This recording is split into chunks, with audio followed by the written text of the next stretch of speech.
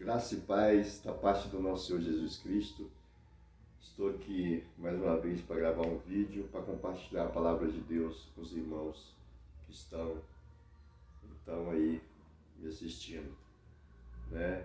Roga a Deus que esse vídeo os encontre com saúde, com paz, com tranquilidade e que o Senhor possa operar na vida de vocês grandemente através da palavra de Deus.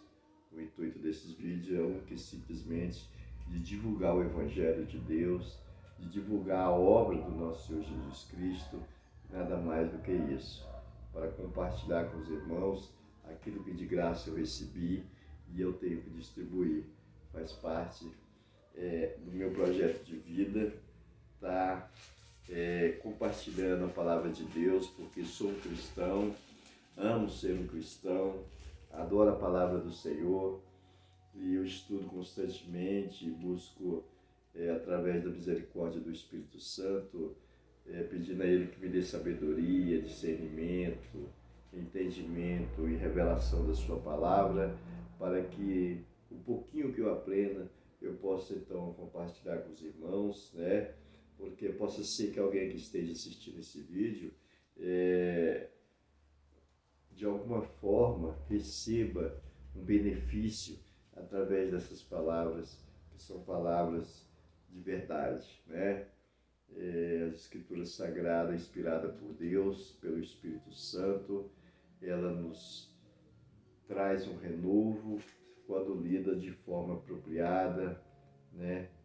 Porque não é um livro comum, não é um livro qualquer, então nós temos que pedir a Deus que Ele nos revele, que Ele nos instrua, que Ele nos tire as escamas espirituais, para que nós possamos entender um pouco dos ensinamentos que estão aqui nas Escrituras Sagradas. Queria compartilhar com os irmãos o Salmo de número 23, que é bastante conhecido. É um salmo que foi escrito pelo rei Davi, né? Um homem segundo o coração do nosso Senhor, ungido a rei de Israel, aos 17 anos mais ou menos, pastor de ovelhas, e ali ele recebeu a unção do Espírito Santo, através de ser ungido pelo profeta Natan, que foi lá na casa dele, derramou o óleo sobre a sua cabeça, profetizou na vida dele e levou então um recado do Senhor, que era a profecia de que ele seria o rei de Israel. E como Deus não é homem para que minta, nem filho do homem para que se arrependa, verdadeiramente foi um grande rei de Israel, né? Nós temos vários relatos da vida de Davi nas Escrituras Sagradas, desde o Antigo até o Novo Testamento. E nós temos então aqui no livro de Salmos, né? Que Salmos é um livro poético, então é um livro de cânticos e tem vários autores, e um desses autores é o rei Davi. Então o Salmo 23 foi escrito por Davi. E Davi diz assim, com grande propriedade, porque Davi tinha como ofício ser pastor de ovelhas, né? E o Senhor bem sabe os irmãos, que ela que abriu parênteses para lembrar os irmãos de que nós somos tratados como ovelhas pelo nosso Deus e Ele é o nosso pastor. E Ele fez essa analogia, Ele fez essa ligação de nós cristãos como ovelhas, nós servos do Senhor como ovelhas e Ele como sumo sacerdote, como pastor, porque nós sabemos que a ovelha, naquela época o ofício de pastor era bem comum, né? De pastor de ovelhas, de manadas de ovelhas, era bem comum naquela época, principalmente entre os judeus, né?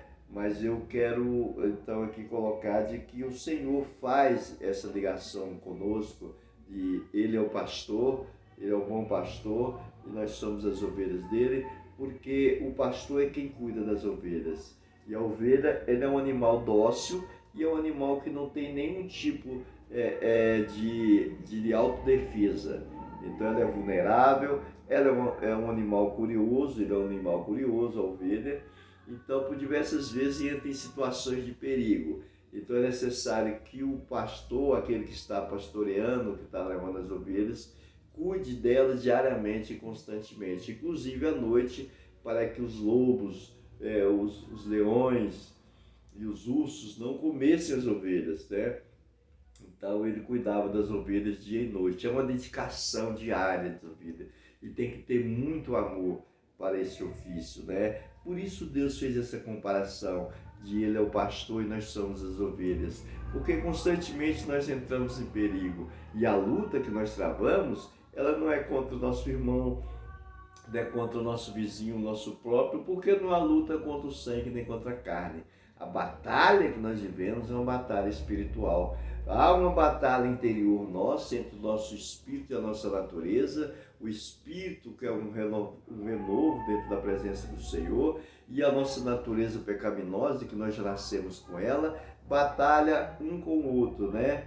Para que possamos ter essa noção mesmo, nós podemos ler o livro de Romanos, que Paulo retrata muito bem isso, né? Ele fala assim, aquilo que eu quero fazer, esse eu não faço, mas aquilo que eu não quero, esse eu faço. Então, você vê que ele vivia numa batalha constante. E nós vivemos isso também, né? Essa batalha constante dentro de nós, né? Então, aqui no Salmo 23, diz assim, o Senhor é o meu pastor e nada me faltará. Então, ele cuida de nós. Não faltará porque o pastor é aquele que leva as suas ovelhas e alimenta elas, leva elas para beber água, cuida delas nos momentos de mais dificuldade. Então ela precisa constantemente de ser cuidada. Então o pastor que cuida das ovelhas, o nosso pastor é o nosso Deus e ele cuida de nós. Ele nos dá o alimento, ele nos dá o suprimento, ele nos dá o livramento. Ele está nos momentos mais difíceis das nossas vidas. Se nós recebemos algo de bom, é da parte de nosso Deus. Se tem algo de bom dentro de nós, nós queremos compartilhar verdadeiramente, com sinceridade, com os nossos irmãos, com aqueles até que nós não conhecemos, né? Isso se chama misericórdia, vem através da manifestação do poder do Espírito Santo sobre a vida nossa, daqueles que confessam o Senhor como único e suficiente na vida dele. Aqueles que se convertem verdadeiramente ao Senhor nosso Deus, que se dizem cristãos. Não estou falando de religião, não estou falando de placa de igreja, não estou falando de denominação, eu estou falando das Escrituras Sagradas, eu estou falando de ser um pequeno Cristo, que significa cristão, um pequeno Cristo, e de seguir ao nosso Senhor Jesus Cristo. Os mandamentos, os preceitos, os ensinamentos, né? Ser a sua imagem e semelhança verdadeiramente. Procurar ter uma mente de Cristo, porque o que Cristo fez aqui, nos seus 3 anos e meio de ministério público dentro da terra, foi só pregar as coisas boas que o Senhor tem para nós, salvar vidas, ressuscitar mortos, curar cegos, fazer com que o surdo ouvisse, o cego enxergasse, o mudo falasse. Então só obras boas, né? Ensinou coisas boas e levou sobre os ombros dele os nossos pecados, e pelas pisaduras nós somos sarados das nossas enfermidades, quando ele foi esbofeteado, quando ele foi humilhado, quando ele foi crucificado, mas a vitória veio quando ele venceu a morte e ao terceiro dia ressuscitou. Hoje está à destra de Deus Pai, onde roga por nós até hoje, porque diz que até hoje ele é o nosso intercessor e ele está ali para nos defender, né? Ele está ali para interceder por nós, né? Então o Espírito Santo, que é o Espírito que ressuscitou Jesus dentre os mortos, que está conosco aqui, que é o enviado do Senhor, o Consolador, e é o nosso protetor aqui nos dias de hoje. Ele é que conduz as nossas orações ao reino dos céus, aonde o Senhor está entronizado. E lá, o nosso Senhor Jesus Cristo, ele defende as nossas causas diante do Pai Todo-Poderoso. Então é Ele quem cuida de nós. Então Ele é o nosso pastor, por isso nada nos faltará, porque Ele nos supre de tudo. Se nós estamos aqui respirando, é pela vontade e pela bondade dEle. Se nós nos alimentamos, se nós estamos com os nossos membros intactos, é pela sua misericórdia, a sua compaixão e o seu amor, que é um amor ágape, divino, é um amor fraternal, e que Ele não barganha por nada, Ele não espera nada, Ele simplesmente ama, né? O versículo de número 2 diz assim: deitar-me faz em pastos verdejantes, e guia-me mansamente a águas tranquilas. Então deitar-me faz será deleitar no Senhor. quando nós estamos na presença do nosso Deus, quando nós buscamos Deus verdadeiramente, quando nós perseveramos em andar no caminho dele, nós então nos deleitamos nele. Ele sabe muito bem disso e ele nos leva por pastos verdejantes, ou seja, quando você põe a sua ovelhinha lá nos pastos verdejantes, ela vai achar a coisa mais maravilhosa, porque ali ela vai se alimentar daquele pasto, ela vai ter descanso naquele pasto, então ali é um lugar para ela de deleite. Então o Senhor é um lugar de deleite para nós. Quando nós seguimos a Deus, nós sentimos esse deleitar no Senhor Jesus. E Ele também é o nosso guia, guia-me imensamente por águas tranquilas. O Senhor diz assim, ó, de dentro de mim fluirão águas vivas. De dentro, quem beber dessa água jamais sentirá sede. Ele é o nosso guia, porque é Ele que nos conduz. Quando Ele fala que Ele é o nosso guia, é porque o caminho que nos leva à salvação vem através do nosso Senhor Jesus Cristo. E Ele também nos conduz aqui na terra.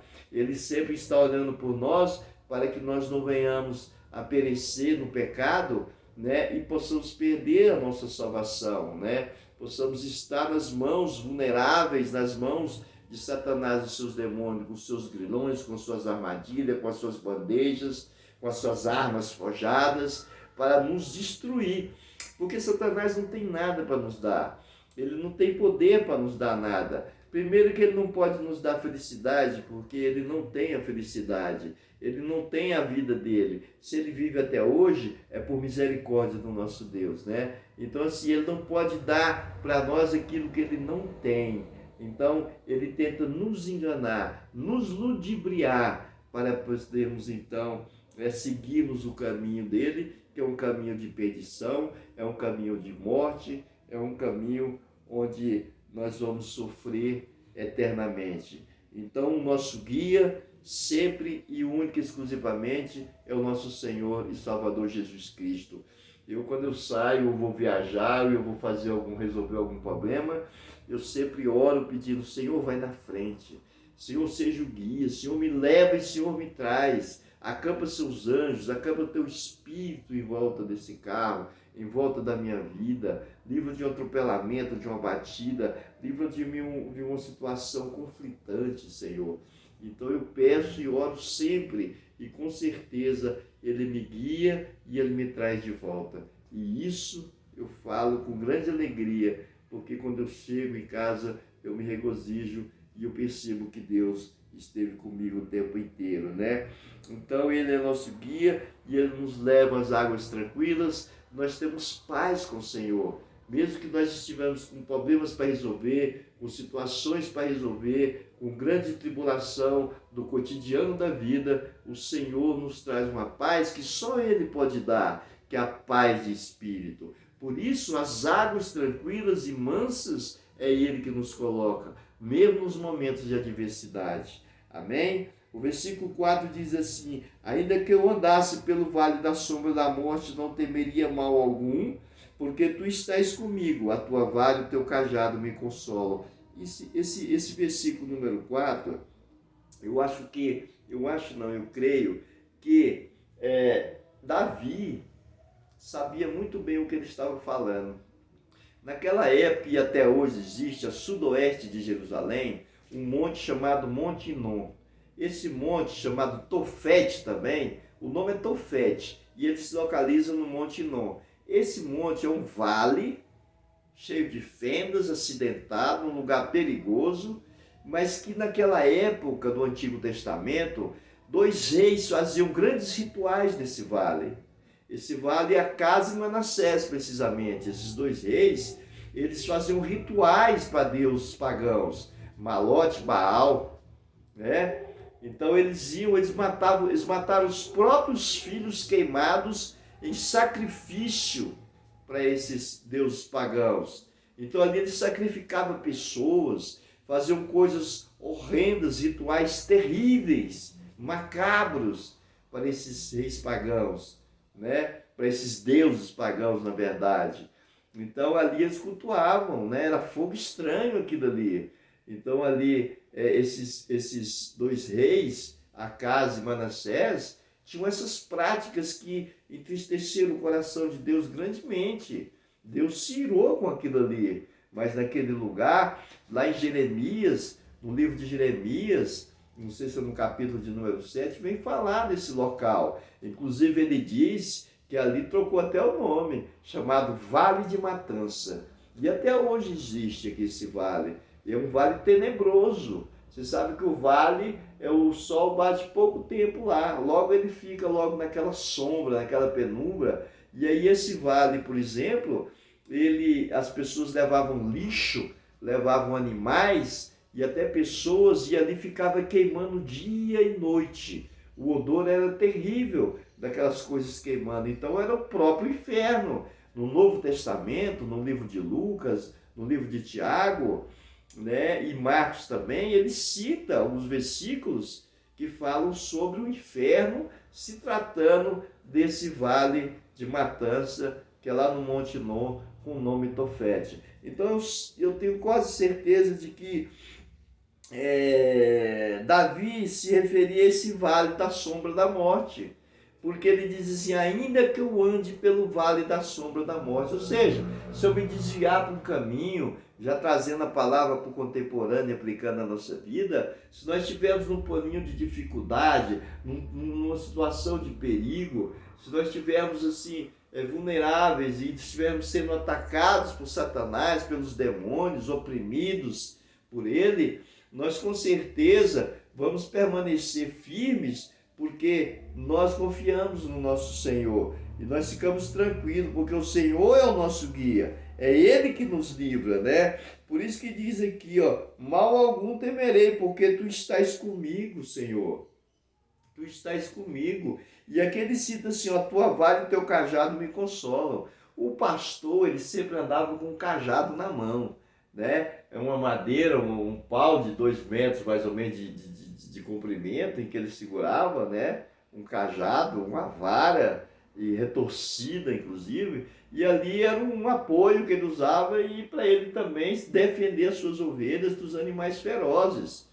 E nós podemos ver que os pastores, os profetas das escrituras sagradas sempre tinham um cajado na mão, e através desse cajado Deus usava eles, porque quando Moisés fugia com os judeus das mãos de Faraó, né? Que Faraó acabou libertando eles para eles cruzarem o deserto para a terra prometida, para louvar e adorar o nosso Deus, e depois foram perseguidos. O Senhor falou, pega o teu cajado e levanta ele e toca ele nas águas do Rio Jordão, para que elas se abram e vocês passem em seco, e Faraó e os seus soldados não possam lhe pegar.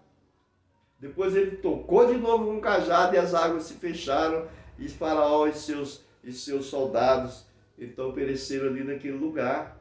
Quando eles atravessaram o deserto e eles passavam sede e eles pediam água, o Senhor disse, toca na rocha com o seu cajado e águas fluirão, e jorrou água das rochas para aquele povo. Ou seja, por diversas vezes nós vamos ver relatos de pessoas, de profetas no caso, de homens de Deus, né, de líderes espirituais, que usaram o seu cajado, né, para estar ali recebendo um milagre, um sinal do Senhor.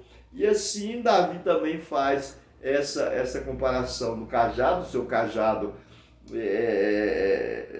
e seu bordão nos consolam, porque Deus, ele corrige os que amam. O pai corrige o filho porque ama o filho. Senão ele deixava. Não vou corrigir não, porque, né, se vira para lá. Mas a correção do nosso Deus é porque ele é o nosso pai. E o pai corrige o filho porque ama. Então a vara às vezes é para corrigir. Então a vara significa correção e a vara também significa provisão, bênção nas nossas vidas. Então, por isso que ele disse, a sua vara e o seu cajado me consola. No momento que é para reprimir, no momento que é para educar, no momento que é para exortar, a vara vem, né? E no momento que é para abençoar, para trazer a bênção, para dar o livramento, também vem o bordão e o cajado também. para estar dando livramento. Então você veja que lindo e que maravilhoso a comparação que Davi faz. Esse salmo verdadeiramente é algo maravilhoso. No 5 ele diz assim, ó: preparas uma mesa para mim na presença dos meus inimigos, unge a minha cabeça, né? Unge a minha cabeça com óleo, o meu cálice transborda. Ou seja, prepara uma mesa para mim na presença dos meus inimigos, né? O que Satanás oferece para nós seres humanos são bandejas de perdição, são mesas de deleites, de luxúria, de prazeres carnais, de lascívia e de todo tipo de imoralidade. Essa é a mesa preparada por Satanás, para quando você sentar lá e se deleitar naqueles pecados, né? Depois ele vai te cobrar tudo isso, porque tudo aquilo ali é só engano. Então é só para atrair, né? A mesa ali é só para atrair. Você olha e vê tudo ali é prazeroso, tudo ali parece ser bom, tudo ali parece ser luz, tudo ali parece ser coisas deliciosas de se apreciar, mas depois que você senta, que você lança a mão pensando que é uma coisa, depois você percebe que é tudo para a sua perdição, para a sua escravidão, para a sua opressão, porque é isso que ele faz, porque não tem nada de bom nele, né? A intenção dele é destruir, matar e roubar, e é isso, é o desejo dele, dia e noite, não come, não dorme, tentando subtrair a vida de nós seres humanos e tirar da presença do Senhor, para que possamos ficar na escravidão, subjugados na mão dele. Então, quando Davi fala assim, preparas uma mesa na presença dos meus inimigos, ele está falando, Senhor, a tua mesa é mesa de comunhão, porque Jesus Cristo, antes de ser crucificado, ele fez a sua última refeição, ele fez a sua última confraternização com os seus discípulos, que é a Santa Ceia. Olha que bênção do Senhor. E ele diz, fazei isso todas as vezes em memória de mim. E ali ele partiu do pão e o vinho, e compartilhou com todos, e disse, esse é o meu corpo, esse é o meu sangue, que é dado por vós. Fazei isso em memória de mim. Ali houve uma grande comunhão, ali houve cânticos, ali houve oração, ali houve muita emoção, muito amor derramado. Depois que ele partiu, então foi a última refeição. Essa é a mesa que é para preparar diante de nós. É dessa mesa que nós temos que compartilhar. Essa mesa é uma mesa de confraternização, de união. Essa é a mesa da família. Tem que ser unida, tem que ser fraternal, tem que ser uma só unidade, todos unidos num só Espírito, buscando um só Deus único, verdadeiro e vivo. Aquele que ouve, aquele que vê, aquele que fala, né? É esse Deus que nós servimos, é essa comunhão que a família tem que ter, é essa mesa que tem que ser posta. Então só Deus tem o poder para colocar essa mesa diante de nós e de salvar a maior instituição criada por Ele, que é a família do Senhor Jesus Cristo. Amém? E aí ele diz o seguinte, né? Unge a minha cabeça com óleo e o meu cálice transborda. O óleo é uma unção, e a unção é um poder de Deus. E quando você recebe a unção, quando você recebe o derramado óleo da sua cabeça, com certeza é bênção do nosso Senhor sobre as nossas vidas. No livro de Tiago, ele diz assim, tem alguém doente? Chame o presbítero e unge ele com óleo e ore em nome de Jesus Cristo, essa pessoa vai ser curada, né? Os reis, antes de serem nomeados, os profetas iam lá e derramavam óleo sobre a cabeça deles, e então ungia eles. Então o nosso ungido é Cristo. Cristo é o nosso ungido, né? Verdadeiramente, né? O nosso ungido que nos salvou, que nos remiu, que pagou um alto preço por nós, é o nosso Senhor Jesus Cristo. Ele é o nosso ungido. Por isso, unge, Senhor, as nossas cabeças. Unge, Senhor, a cabeça daquele que está agora assistindo esse vídeo, das famílias. Se existe algum enfermo, que o Senhor derrame o óleo da cura e da salvação, o bálsamo do refrigério sobre a cabeça e seja curado agora, em nome de Jesus Cristo. Seja enfermidade física, seja enfermidade psicossomática, depressão, ou síndrome do medo, seja o que for, ou você está sendo oprimido de alguma forma, abatido em sua alma, entristecido, desanimado, que o Deus esteja te renovando, derramando sobre a tua fronte, sobre a tua cabeça, o óleo da unção do nosso Senhor e Salvador Jesus Cristo, através do poder do Espírito Santo. Amém? Glória a Deus. E o último diz assim, o versículo de número 6. Certamente que a bondade e a misericórdia me seguirão todos os dias da minha vida e habitarei na casa do Senhor por longos dias. A bondade e a misericórdia. A palavra diz que Deus é amor, Deus é bom e Ele, na sua essência, a bondade faz parte do Senhor. Jesus Cristo, quando esteve aqui no seu ministério, Ele não ministrou nada mais do que a bondade, do que a misericórdia. Quando Ele curava um enfermo, um coxo, um doente de auditivo, visual, ou seja lá qual for a enfermidade, até mesmo quando Ele ressuscitava o morto, quando Ele via um caído no chão, Ele então se comiserava com essas pessoas. Ele então tinha misericórdia com essas pessoas. E misericórdia é você se colocar no lugar do outro, sentir o sofrimento do outro e assim você partir com a bondade no coração para tentar ajudar o teu próximo, sem vale ganhar ou sem receber nada em troca, sem pensar em receber alguma coisa em troca.